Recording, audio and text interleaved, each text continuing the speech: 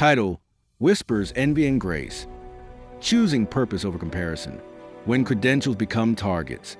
Standing firm in a world of quiet jealousy. I never thought the hardest blows would come from whispers. Not from strangers online, not from critics across town, but from the people sitting close enough to see the work, the late nights, the prayers. It began softly, like background noise in the office kitchen. She only got there because she knows people. He thinks he's smarter than everyone else because of his degrees. At first, I shrugged it off. People talk when they don't know what else to do with their insecurity. But whispers have a way of multiplying. Soon it wasn't just noise. It was silence when I walked in the room. It was projects I wasn't invited to. It was laughter with an edge. And then came the moment that froze me. A colleague. Eyes steady, words sharp. Why should anyone listen to you? I was quiet in my thoughts, even though I wanted to answer with fire. Do you know how many nights I stayed awake, reading books until my eyes burned? Do you know the hours I begged God for wisdom because I felt so unqualified? Do you know the cost of carrying a calling when invisibility would be so much easier? But instead, I went home, sat in the quiet, opened my Bible, and James spoke. If you harbor bitter envy and selfish ambition in your hearts, do not boast about it or deny the truth. For where you have envy and selfish ambition, there you find disorder in every evil practice. James 3 verses 14 to 16. That night I saw clearly. Envy wasn't my battle to fight. Their doubt didn't erase my calling. Paul knew this too.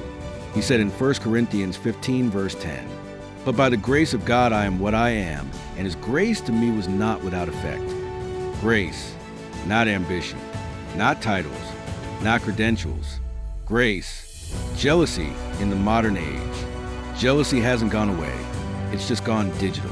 It shows up in the coworker who questions your promotion, in the friend who rolls their eyes when you share your win, in the church leader who feels threatened by your gift, and especially it shows up on the timeline where comparison is endless.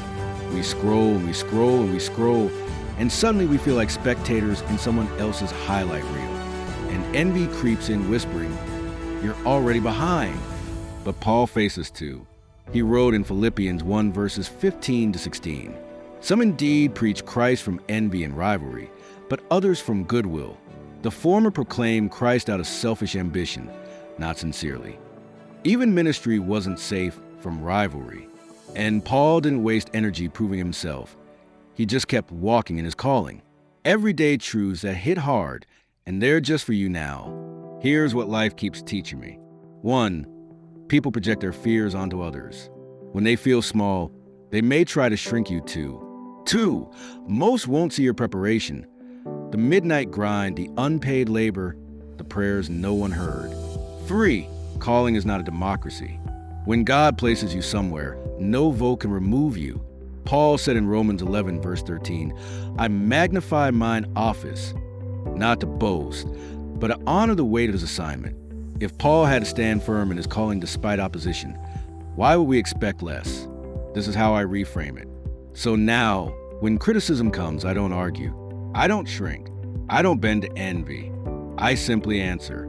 I don't stand here because of me. I stand here because God put me here. If that bothers you, maybe it's not me you're wrestling with. That's not arrogance. That's stewardship. The epilogue, a takeaway for everyday life. If you've ever been questioned, doubted, or undermined, take this with you. 1. Your worth is not on trial. Envy doesn't get the final word. Grace does. 2. Criticism can be a mirror, not a verdict.